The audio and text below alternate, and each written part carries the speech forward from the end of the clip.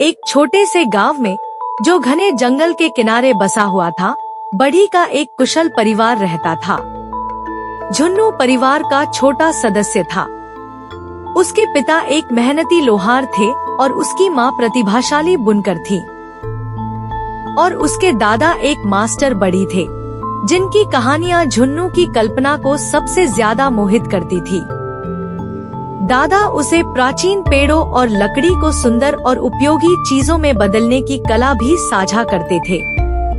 झुन्नू अपने दादा से अधिक प्रभावित था। 8 साल की उम्र से ही झुन्नू अपने दादा की फर्नीचर की दुकान में अपना वक्त देने लगता। ताजे कटे हुए लकड़ी की महक और औजारों की आवाज उसे अच्छी लगती थी। वह दादा से पूछता कि औजारों का उपयोग कैसे करते हैं, लकड़ी के प्रकार कौन से होते हैं और सटीकता का महत्व क्या है। सबसे महत्वपूर्ण बात, दादा झुन्नू को सिखाते कि हर लकड़ी का टुकड़ा एक कहानी और एक उद्देश्य रखता है, जिसे खोजकर एक बेमिसाल रूप दिया जा सकता है। झुन्नू भी बढ़ी का काम करना शुरू करने लगा और धीरे धीरे अपनी कारीगरी और हस्तकार्य के प्रति अटूट समर्पण के लिए पूरे गांव में जाना जाने लगा। अब उसके बनाए हुए लकड़ी के सामान बहुत सुंदर और टिकाऊ होते थे। झुन्नू के हाथों से बनी चीजें गांव के हर घर में देखने को मिलती थी। उसकी कुशलता से बने फर्नीचर, खिलौने और सजावटी वस्तुएं सबको बहुत पसंद आती थी। गांव के लोग उसके काम की तारीफ करते नहीं थकते थे। झुन्नू अपनी मेहनत और हुनर से हर एक वस्तु को विशेष बना देता था।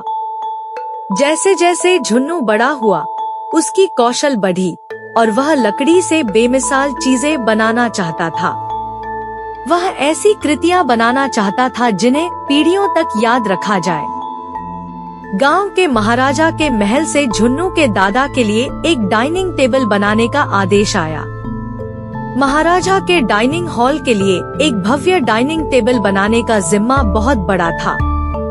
इस काम में न केवल कौशल बल्कि रचनात्मकता और दृष्टि की भी आवश्यकता थी।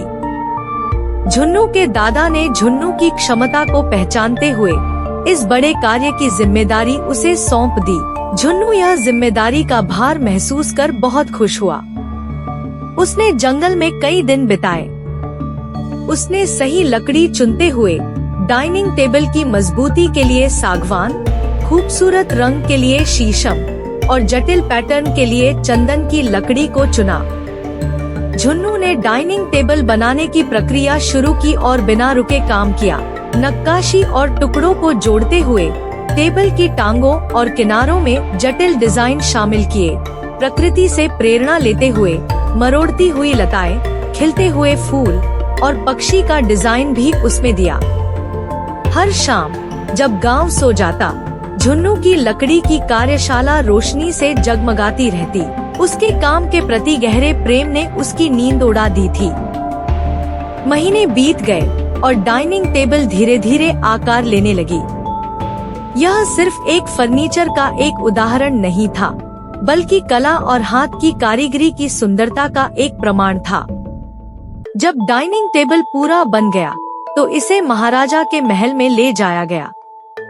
गांव वाले आश्चर्यचकित होकर देखते रहे, क्योंकि शानदार रचना को सड़कों से होकर ले जाया जा रहा था। महल में स्वयं महाराजा ने डाइनिंग टेबल का निरीक्षण किया और इसकी सुंदरता से प्रभावित हुए। उन्होंने इसे झुन्नू को भव्य भोज में प्रस्तुत करने के लिए आमंत्रित किया। भोज का आयोजन भव्य था, जहां दूर दूर से आए रईस और गणमान्य व्यक्ति उपस्थित थे। झुन्नू विनम्रता से खड़ा था जब महाराजा ने उसके काम की प्रशंसा की।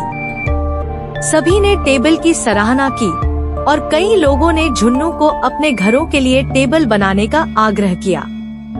नई मान्यता के साथ झुन्नू की लकड़ी की कार्यशाला फलने फूलने लगी।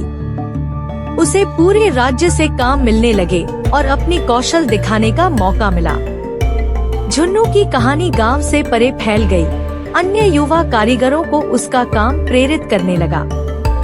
उसने लकड़ी के काम को सिखाने वाले के साथ अपना ज्ञान और तकनीक साझा करना शुरू किया। यह सुनिश्चित किया कि लकड़ी के काम की कला पीढ़ियों तक जीवित रहे। वर्षों बाद झुन्नू ने महाराजा के लिए एक बेमिसाल और भव्य कुर्सी बनाने का निर्णय लिया, जिस पर बैठ महाराजा लोगों के लिए न्याय और सही मार्गदर्शन दे सकता हो। उसने सबसे अच्छी लकड़ी चुनी और सभी कौशल और तकनीकों को शामिल करते हुए एक कुर्सी बनाई और महाराजा को तोहफे में दिया।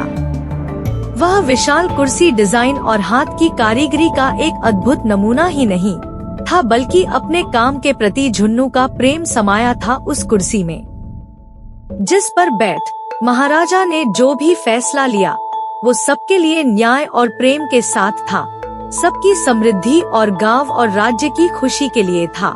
झुन्नू का जीवन समर्पण अपने काम के प्रति प्रेम और काम की सुंदरता की शक्ति का प्रमाण है। खुशकिस्मत है वो हर लकड़ी का टुकड़ा जो झुन्नू को अपनी विशेषता बताना चाहता है।